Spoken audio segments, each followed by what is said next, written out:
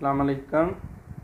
आज मैं आपके लिए एक स्टोरी रियलिटी बेस्ड और उसके साथ एक एडवाइस जो कि मेरा ख़्याल है कि बहुत ज़्यादा आप लोगों के लिए हेल्पफुल हो सकती है।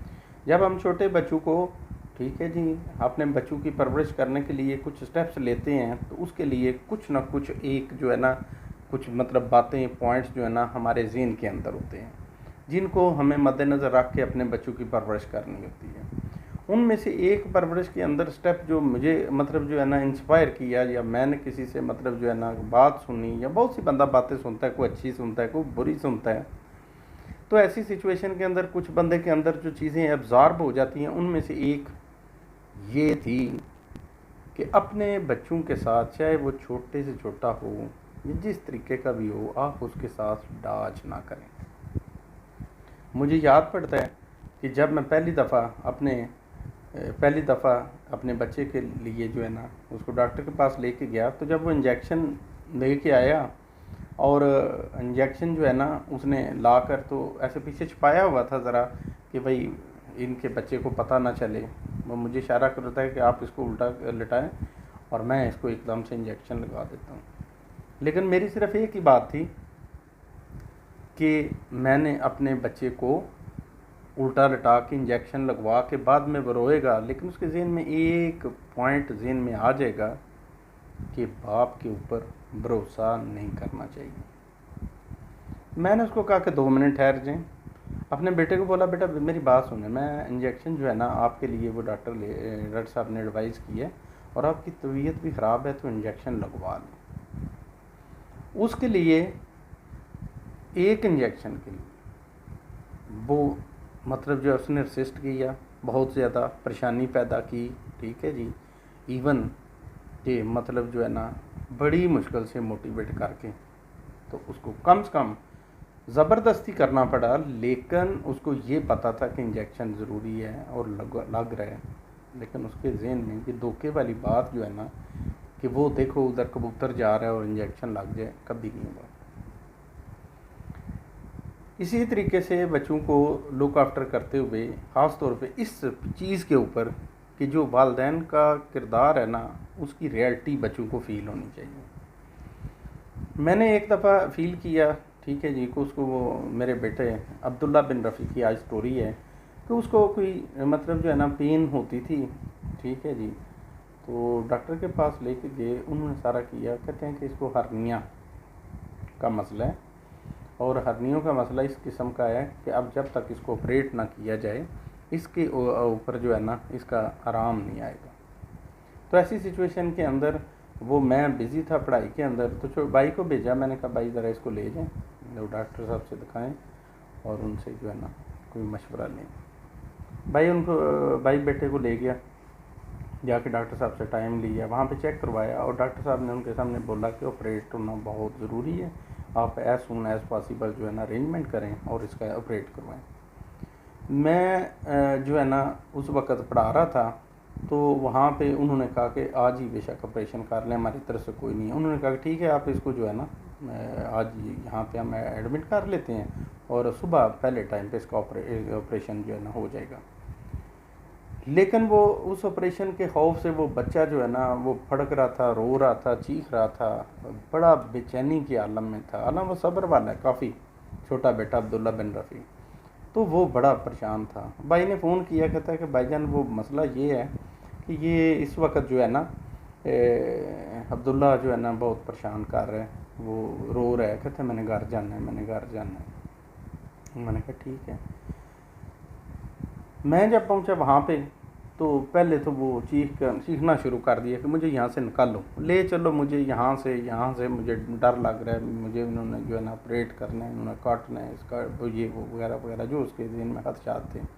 मैंने सिर्फ एक बात बोली, मैंने कहा बेटा बात सुन, अब आपका ऑपरेट जो है ना होना बहुत ज़रूरी है। डॉक्टर साहब ने कहा है कि ये पेन बढ़ती चली जाएगी और ऑपरेशन जो है ना बेसिकली तकलीफ़ के लिए नहीं होता, अगर तकलीफ़ हो रही हो तो उसकी रिलीफ़ के लिए होता है। तो अगर तकलीफ़ जो है पेन मतलब वो हद से ज़्यादा बढ़ जाए तो बंदा फिर उससे लो लेवल की पेन यानी ऑपरेशन जो है ना उसको सिलेक्ट कर लेता है, उसमें के बाद उसकी बड़ी पेन जो होती है उसको रिलीफ मिल जाती है। तो मैंने कहा अगर आप बर्दाश्त कर सकते हैं अभी तो जो 2-4 दिन 10 दिन आप हम इंतज़ार कर लेते हैं, और फिर जब आप ज़्यादा परेशान होंगे फिर आप मुझे बोलेंगे तो आपको फिर ले आएंगे। जब आपने घर में बोलना है ना कि ऑपरेट करवाएं तो तब भी होगा। फिर चले मेरा बेटा। कहता है दर्द, वो भी उसको हो रही थी, कहता है दर्द पेन है बहुत ज़्यादा तकलीफ़ में था वो बेचारा। उसके बाद उसको जब मैंने कहा कि आप डिसाइड कर लें और सारी चीज़ उसको बताएं, ठीक है जी। और एक साथ में वो नारा साहिब कहते हैं कि कुछ भी नहीं होना, कोई मतलब जो है ना आपको ऐसे लेके जाना है उन्होंने और बाहर ले आना है। मैंने कहा नहीं नहीं नहीं अब्दुल्ला बेटे, आपको ना किसी ने वैसे लेके बाहर लाना है, आपको वो कट लगाएंगे पेट के अंदर, और हर्नियों का ऑपरेशन जो होता है उसके अंदर वो जो दूध वगैरह ग्लैंड्स वगैरह बड़ी हुई थी, मैंने कहा उन्होंने काटनी है वो, लेकिन मेरी आपको गारंटी है कि वो थोड़ा सा इंजेक्शन लगा के उस हिस्से को जो है ना थोड़ा सा सुन कर लेते हैं, और जब आप वो वैसा सुन होगा तो आपको कट की फिर पेन नहीं होगी। हाँ इंजेक्शन की ज़रूर होगी, वो आपको बियर करनी है बस। कहते हैं सोच के, क्योंकि बैकग्राउंड के अंदर पीछे बड़े साल हो गए थे, बहुत सालों से ये मसला था कि मतलब मैंने कभी अपने बच्चों के साथ जो है ना ठीक है इस मामले के अंदर कोई झूठ बोलने की मतलब जो है ना ज़्यादा मतलब कोशिश की नहीं है। अतल वसा रियलिटी बेस्ड सिचुएशन रही है। अब सारा नक्शा उसके जहन में था कि पापा जो कह रहे हैं उतना को तो होगा, लेकिन उससे ज़्यादा नहीं होगा कि ब्लीडिंग हो रही है, कट लग रहे हैं, बच्चा जो है ना ऑपरेशन के दौरान में फड़क रहा है, ये वाली सिचुएशन जो है ना वो नहीं होगी। तो जब वो एग्रीड हो गया तो रात हमने वहीं हॉस्पिटल में गुजारी। सुबह सवेरे 9 बजे कॉल आ गई कि डॉक्टर साहब कह रहे हैं कि बच्चे को ले आए, ऑपरेट करना है। उठ के ठीक है जी। तो कहता है कि पापा जी मुझे उठा लें। मैंने कहा नहीं, उठाना नहीं, पकड़ने को मैं एक छोटा सा एक्शन है कि पकड़ने को मैं उसका हाथ भी पकड़ सकता था, लेकिन मेरी फीलिंग्स उस वक्त ये थी कि अगर मैंने इसका हाथ पकड़ा तो मे भी ये सोचे कि शायद मेरा बाप मुझे ऑपरेशन थिएटर की तरफ घसीट के लेके जा रहे हैं। नहीं, वो मुझे मंजूर नहीं था। मैंने उसको बोला कि बेटा बात यह है कि अगर मैं आपका हाथ पकड़ूं आपको लगेगा पापा शायद ज़बरदस्ती कर रहे हैं। Chances are still there that you can leave operation theatre without operation, तो आप अभी भी जो है ना छोड़ सकते हैं इसको। कहते हैं कि नहीं करवाएंगे ऑपरेशन। उस वक़्त जो है वो मेरा ख्याल है ज़िंदगी के अंदर मुझे याद रह गया कि मेरी उंगली थी और मेरे बेटे ने पकड़ी हुई थी। मैं उसको पकड़ूं या वो मुझे पकड़े, डिफरेंस बहुत ज़्यादा है। डिफरेंस कोई सेम मतलब थोड़ा बहुत नहीं है। मैं उसको पकड़ूं तो इट मीन्स कि मैंने उसको जो है ना कैप्चर किया हुआ है, मजबूर कर रहा हूँ या ज़बरदस्ती लेके जा रहा हूँ। मेरी उंगली पकड़ के मेरा बेटा मेरे साथ साथ चलते चलते कॉरिडोर में से ऑपरेशन थिएटर के सामने गया। छोटी सी हाइट थी, 9-10 साल की एज होगी। मैं नीचे बिल्कुल बैठ गया उसके पास, उसको सीने से लगाया, प्यार किया और मैंने कहा कि बेटा best of luck. Bye bye करता हुआ ऑपरेशन थिएटर के अंदर, वो ऑपरेशन थिएटर के अंदर चला गया। और जो लम्हात जैसे पेरेंट्स के आप लोग हों, कोई भी जिसका बच्चा अंदर ऑपरेशन थिएटर की ओर, वो भी छोटी सी एज का, वो जो सिचुएशन होती है वो तो हर एक डिफरेंट टॉपिक है। खैर उसके बाद जब ऑपरेट हुआ और डॉक्टर साहब ने कहा कि ऑपरेशन मुकम्मल हो गया अल्हम्दुलिल्लाह, ठीक ठाक जो सारा जो प्रोसीजर है, तो मैं अपने बेटे को वहाँ से लेकर हॉस्पिटल के रूम में आ गया। रात उसकी मतलब वो दिन और रात बेहोशी होश, वो बड़ा मुश्किल सा काम था।